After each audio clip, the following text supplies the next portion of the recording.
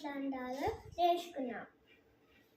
ముందులో ఒకటి బౌల్ తీసుకోవాలి, స్టవ్ ఆన్ చేసి తర్వాత ఆయిల్ వేసుకోవాలి.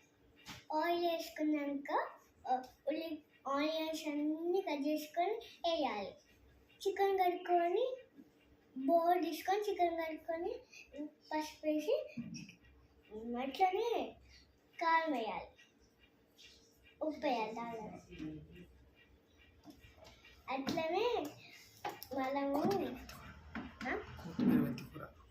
కొత్తిమీర మెంతి పచ్చిమిర్చి నేను చెప్తాను. ముందులో మనము ఒక బౌల్ తీసుకోవాలి, తర్వాత చికెన్ కడుక్కోవాలి, తర్వాత ఉప్పు కారం సాల్ట్ తర్వాత మనం చికెన్ వేసిన గిన్నెని స్టవ్ మీద పెట్టాలి. తర్వాత స్టవ్ ఆన్ చేయాలి. హాఫ్ అన్ అవర్ తర్వాత మనము ఆనియన్స్ అన్ని కట్ చేసుకొని దానిలో కొంచెం లైట్గా మాడగొట్టాలి.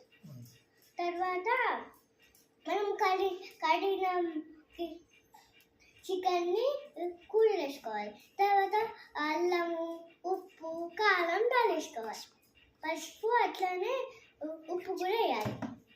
తర్వాత హాఫ్ అన్ అవర్ తర్వాత దగ్గర కనుక్కున్నాక మనము చికెన్ వేయాలి, మసాలా వేసి చికెన్ వేయాలి.